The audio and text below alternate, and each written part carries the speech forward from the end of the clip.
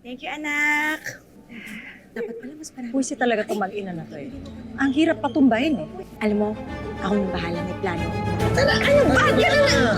Ata, John.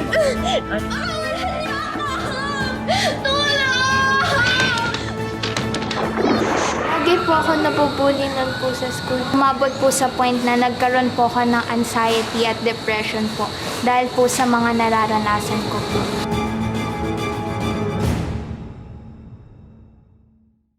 Okay, class, pag-usapan naman natin ang tungkol sa B-complex vitamins. Ilan ang B vitamins ang meron sa B-complex family? Wala. Okay, good. Ano pang kakaibang property meron ang vitamin B12? Sige na din. Ma'am, may fluorescent property po ang vitamin B12. Ibig sabihin po nito ay may kakayahanan siya mag-glow in the dark. Sabi po sa research ay kapag tinunaw mo ang vitamin B12 sa tubig o isang liquid, mag-glow po ito ng yellow at mas lalo po siya makita kapag tinamaan mo siya ng itim na ilaw.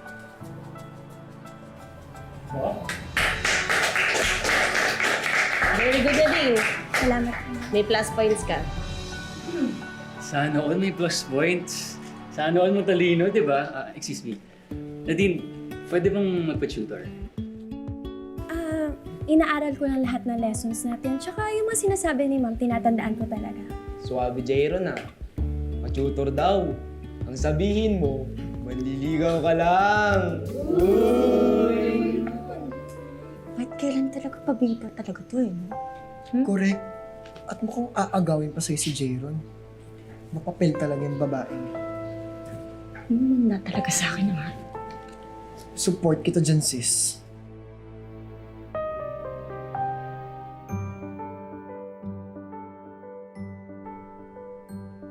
Buti, nabuta ko tong tinola sa gata mo, Rachel. Lagi kasing gubos eh.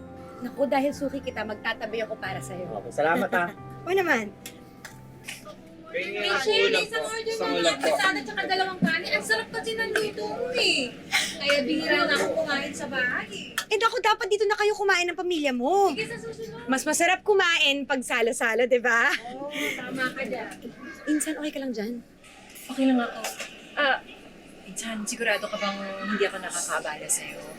Gusto ko lang naman talagang matuto eh, galing sa'yo. Lalo na to, patok na patok tong karinderya mo. Wala yun. Tsaka itong galing ko sa pagluto, hindi ba't blessing yun? At may kasabihan na share your blessings, di ba? Ay, tignan mo po, oh, may gold medal po ako ulit. Nanalo ako sa quiz bee. Naku, ang galing naman ng anak ko. Patingin nga. Patingin. Naku, anak, kailangan na natin magpatayo ng bagong dingding yan. Bakit naman po, Nay? Wala na tayong spasyo para sa mga medalya mo kasi 95 na to eh. Baka next year eh, 100 na yan. Anak, kahit hindi ko nakikita yung mga medals mo, gusto kong malaman mo na ramdam ko yung pagsisikap mo, ha? Nay, salamat po. Insan, naalala ko nga pala may lakad pa ako. Paano, babalik na lang ako ulit ha? Sigurado ka? Oo, babalik na lang ako para tapusin natin. O sige, sa susunod na lang kita tuturuan magluto ha. Sige ako, salamat ha. Ingat! Oh, galing-galing ng anak ko. Tingin ulit. Napakayabang nitong si Rachel eh. Akala mo totoong ginto yung napanalunan ng anak niya. Eh, tanso lang naman. Hindi pa pwede isang nga. Emma, actually hindi na ako nagugulat eh. Manang-mana lang yung sinading sa nanay niya. Bida-bida, pabiba, palaging umeepal.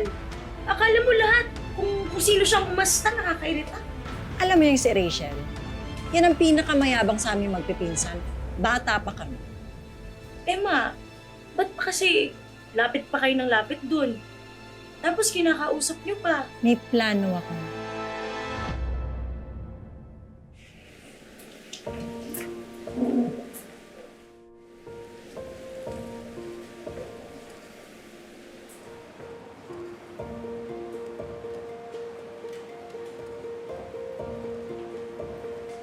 Para sa'yo. Naniligaw ka ba? Tapos alam mo, Ano sana eh. Jayron, salamat dito ah. Alam mo, gwapo ka, mabait, matalino. Pero, gusto ko muna kasing makapagtapos ng pag-aaral bago pumasok sa pakikipagrelasyon. Sana maintindihan mo. Nadine, teka lang. Pwede mo naman pagsabayin, di ba? Ang gagawa naman ng iba. Jayron, sa ngayon kasi pamilya kong prioridad ko. Gusto ko makatapos para may paggamot ko ang mga mata ni Papa. Jayron, sorry ulit ha.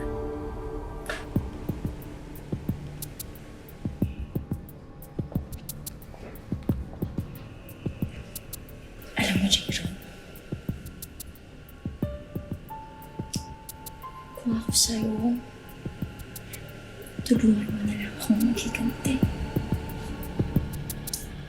Halina, saan na yung mga tao mo? Pag ganitong oras, halos ubos na yung mga ulam natin eh. Ngayon, parang hindi naman nabawasan. Hoy, sige, babalik ka dito, ha? Oy, mga iyo, dito na kayo kumain. Mas mura! Mas malaki ang serving! Sure ako, mas masarap! Ang gusto ninyo, ha? Igan! Jiggy, usap na tayo. Pwede tsaka na lang. Dami kong customer, oh. Busy. Hindi kagaya nung sa'yo. Nilalangaw. Bakit naman ganun? Magpinsan tayo, di ba? Tapos kakalabanin mo ako? Magtatayo ka ng pwesto sa tabi pa ng karinderya ko? Tapos yung mga ulam na binibenta mo, katulad ng ulam na binibenta ko, yung mga tinuro ko sa'yo. Bakit? Ikaw ba ang may-ari ng mga potahe? Alam mo, hindi ko alam kung saan mo nakukuha yung lakas ng loob mo eh. Kapal din ang mukha mo eh, no? Uy, ikaw alam mo. Kesa nangangawa ka dyan, pati mo nalang alagaan yung anak mo. At yung bulag mong asawa. Sumusobra ka na, Jinky ah. Nanay!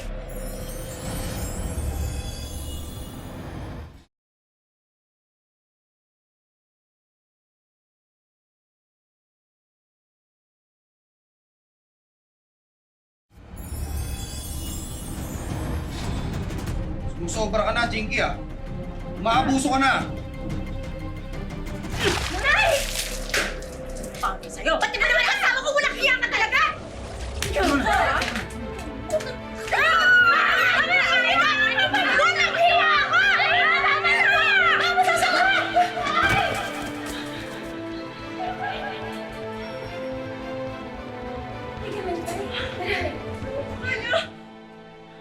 Sama po na ugali nyo!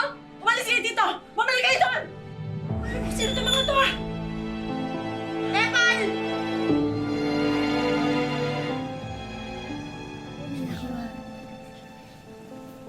Uy, ano? Una na ako ah. Nadine, pwede bang sumama ka sa akin? Tegas.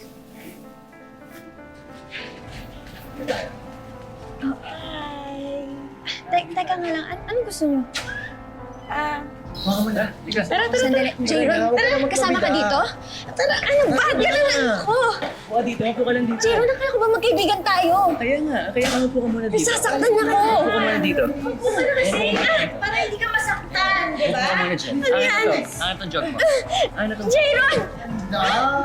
Parang nakataling sitaw. Bagay ka dyan. Ay, ano ba? Ikaw may pasimulan na ito eh! Pakawalan niyo ako dito! Isa! Pakawalan niyo ako! Tulong!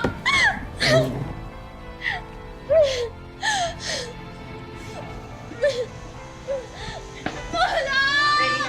Pakawalan niyo ako dito! Tulong!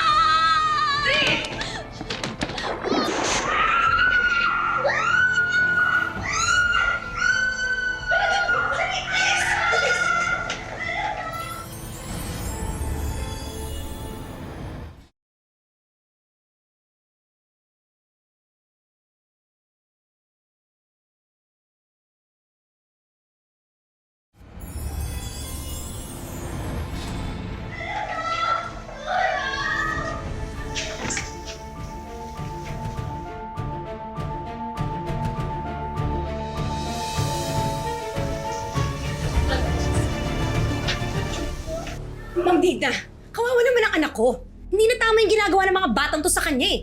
Maawa naman po kayo kay Nadine. Nako, teka naman, kung makapagparatang ka. Pwede ba? Kumalma muna tayo. Lahat ay mapag-uusapan ng maayos at matiwasay. Ma'am Digna, si Ivy at Troy po yung may gawa nun. Sila po naglak at nagtapon na itong pintura sa akin. May ebidensya ka ba? Ako talaga? Ma'am, hindi po ako nagsisinungaling. Kayong dalawa, nandun din kayo, di ba? Totoo ba itong sinasabi ni Nadine? Miss Digna, sa totoo po, narinig lang namin na sumisigaw na siya at pagpasok namin, natapunan siya ng pintura. Di ba bawal doon sa kwartong yon? Naghahanap ka lang ng masisisi mo, Nadine. Troy, huwag mong iniiba ang kwento Kasama mo pa nga yan si Ivy. Pinagtutulungan po nila ako, ma'am.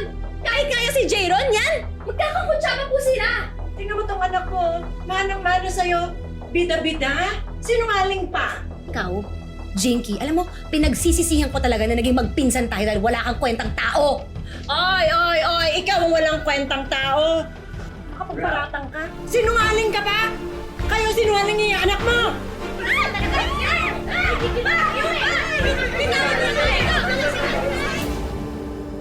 Noon pa man sinabi ko na sa iyo yan, Rachel.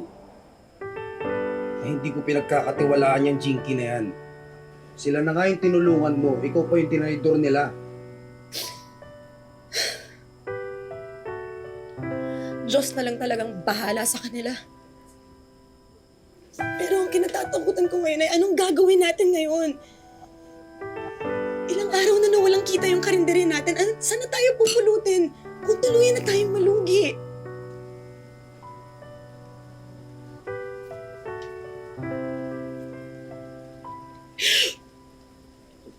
Kung may magagawa lang sana ako. Ako naman kasi yung padre de pamilya dito, di ba? Pero Rachel, parang ako pa yung pabigat at walang kwenta.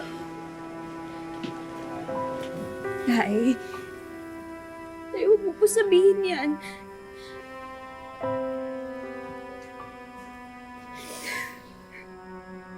Gagawa po tayo ng paraan. Tay, didiskarte po tayo.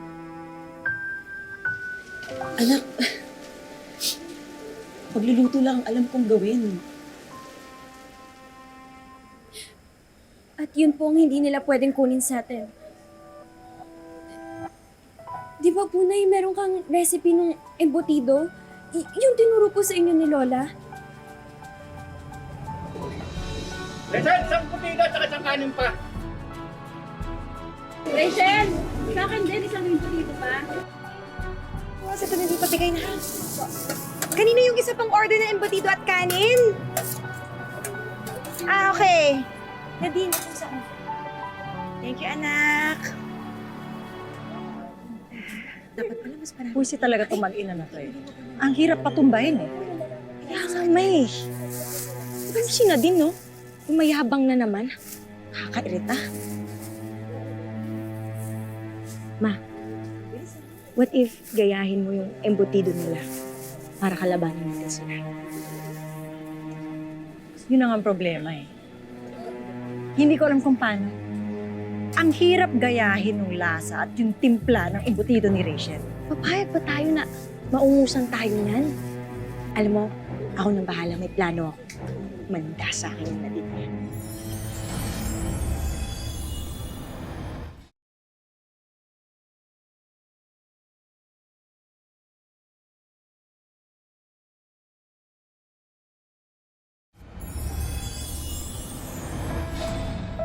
Pwede pa, bili ng 3 order. Ah, sige!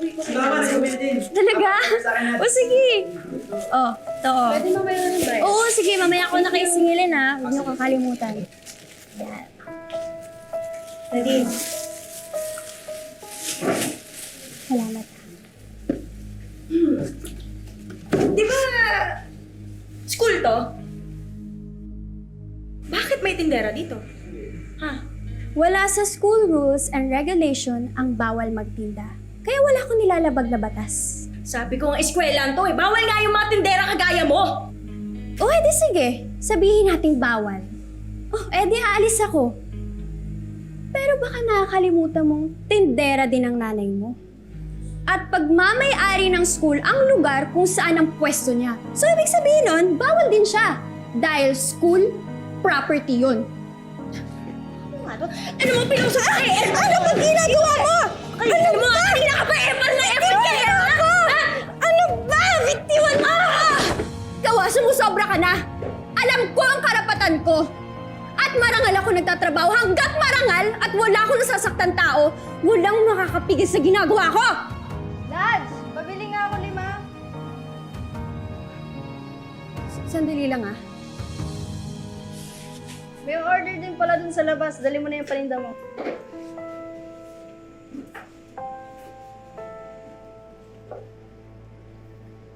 Di pa tayo tapos, ha? Bumalik ka dito! Sige!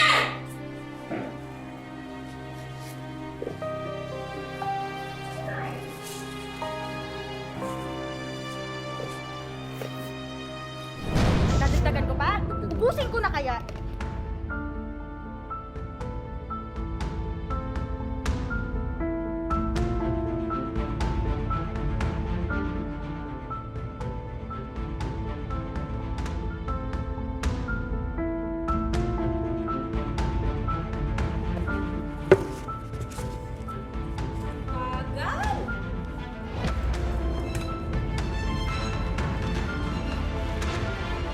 Get one whole sheet of pad paper. May surprise quiz ako. Surprise quiz! Ma'am naman. Kumuha na. Essay type. Bakit kailangan lutasin ang problema sa malnutrisyon o ang kakulangan ng nutrisyon sa ating bansa?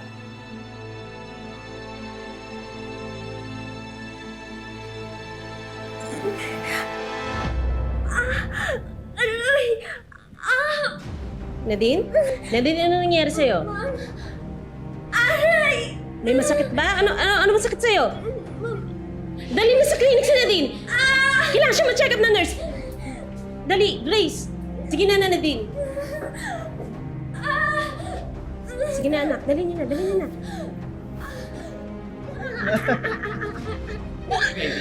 Ano, sumusobra ka na eh. Ano ka ba? Nababaliw ka na ba? Ha?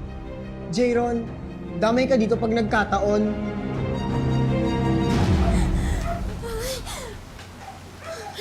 Bakit? Ano nangyari?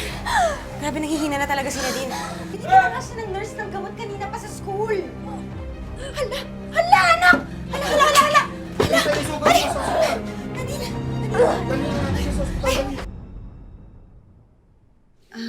Doc, kamusta naman po yung anak ko? May sakit po ba siya? Sobrahan po kasi ng laxative o pampurga ang inyong anak. Pampapurga po? Bakit naman uiinom ng gano'n yung anak ko? Anak, may nililihim ka ba sa amin? Bakit ka umiinom ng pampapurga? May nararamdaman ka ba? Nay, tay, wala po ako iniinom na kahit anong gamot. Sigurado po ako. Maiwan ko na po muna kayo. Salamat po.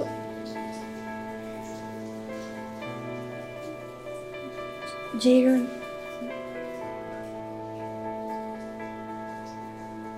Nadine, gusto ko lang sana mag-sorry. Nung una, pumayag ako na ibuli ka dahil nasaktan ako nung binasted mo ako. Pero kasi ibang usapan na to. Si Ivy at Roy, sila yung naglagay ng pampurga sa tubig mo. ano? Sobrang talaga yan sila. Mga hayop na yan. Ayaw ka talaga nilang tingilan eh.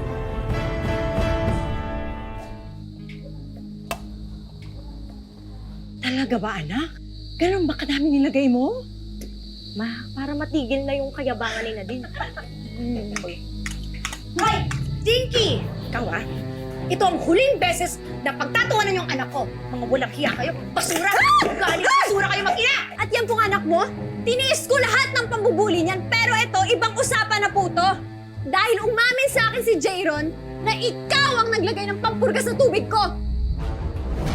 Alam mo kung tutuusin lang, kulang pa yan sa gihil ko sa'yo! Ah!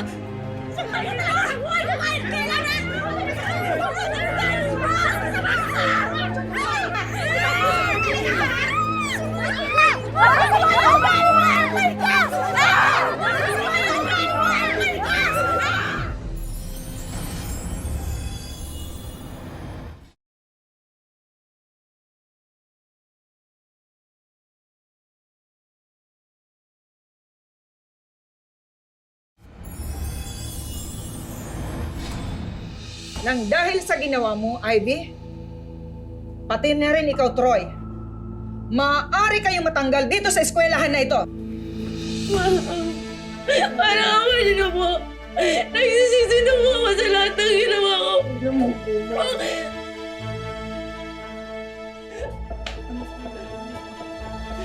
Mama, sige na po, please. Alam mo ba na mali ang ginawa niyo? Opo!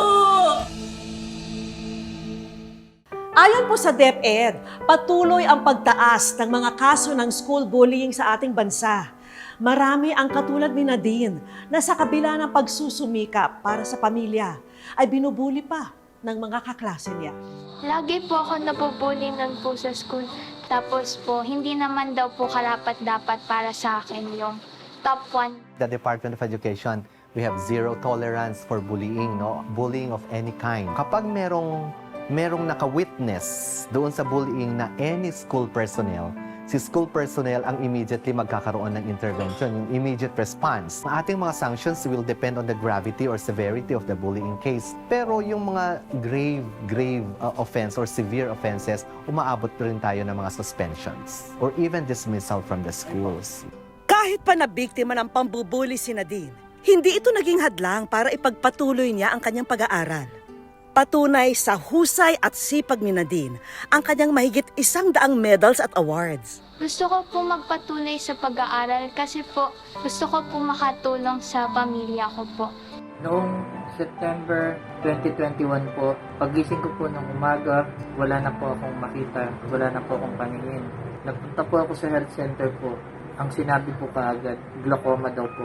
Matagal na po akong hindi nakabalik po sa pagpa-check up po dahil sa kakulangan po ng pera po namin po. Para maibsan ang pasanin ng pamilya ni Nadine, agad kumilos ang Wish Ko Lang team. Dinala namin si Tatay Jeffrey sa espesyalista sa mata. After we did comprehensive eye examination ni Tatay, he was diagnosed with advanced angle closure glaucoma. No light perception na yung left eye niya. Right eye, meron ding glaucoma pero lesser degree. Nakakita pa siya ng figure. He will undergo low vision screening and mobilization training. So, we'll come back to me kasi naggaganon din ako. Nagawa tayo ng program. Magpo-focus tayo na i-improve natin. Ngayon naman, ang mga hiling ni Nadine ang aming tutuparin. Naghanda ang Wish Ko Lang ng simpleng awarding ceremony para sa ating bidang estudyante at ang maghahatid ng mga award at sorpresa, ang gumanap mismo bilang si Nadine, si Kapuso Star Althea Ablan. Hi! Ako si Althea. Welcome sa Wish Ko Lang. Kumusta po kayo? Ano pong feeling na nandito kayo ngayon sa Wish Ko Lang? Sobrang happy po na isang malaking honor po. At dahil naging inspirasyon ka sa nakararami at meron ka ng hindi mo na mabilang na awards, diba? Dadagdagan pa namin yan. So, ayan, sa gilid mo, nakikita mo ba lahat ng awards na yan? Opo. Sige, lika, puntahan natin. So, at ang unang award na ibibigay namin sa'yo ay itong College Scholarship. Thank you po. Matutupad ko na po unti-unti yung mga pangarap ko po at makakatulong na po ako soon sa kanila mama at papa po. Dinagdagan na rin namin yan ng school supplies at isang brand new smartphone na makatutulong sa pag-aaral ni Nadine. Siyempre, may regalo rin kami para sa mga magulang na nagtataguyod sa pag-aaral ni Nadine. Medical assistance, tulong suporta para sa pangangailangang medikal ni Tatay Jeffrey. Papasalamat po kay Ma'am Vicky Morales. At para naman kay Nanay Rachel, mga negosyo package. Thank you po, Wish Ko Lang. At isang merienda food cart business kapalit ng nalugi nilang negosyo. May, ayan po, kompleto na po yan. Meron na pong panluto, Meron ng mga tools dyan at May bonus din kaming living room showcase para maging mas masaya at komportable ang bonding experience ng pamilya sa kanilang tahanan. And of course, Wish Ko Lang Savings, tulong pinansyal ang aming programa. ito po ay pantulong sa pagpapaaral ni Nadine. Thank you so much. Wish ko lang. Talagang pinatunayan ng kwento ni Nadine na hindi hadlang ang mga problema para huminto at hindi magpatuloy sa buhay. Mga kapuso, lagi po natin tatandaan, hanggat hindi tayo napapagod, humiling at maniwala, hindi tayo mapapagod lumaban sa buhay. Ako po si Vicky Morales at ito po ang Wish Ko Lang.